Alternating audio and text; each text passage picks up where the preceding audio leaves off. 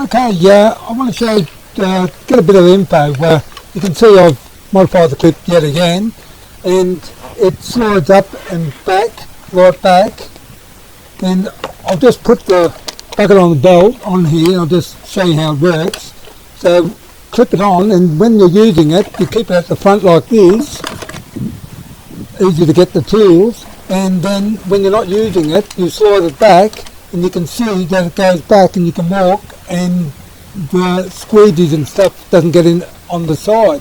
But when you need to use it, you can just bring it out the front here, and easy to get the tools. I'd just like a little bit of input to something. Does it need more? I don't know. That's why I'm putting this up. Could someone tell me if they're lacking something or anything like that? Any input would be much appreciated. Thank you.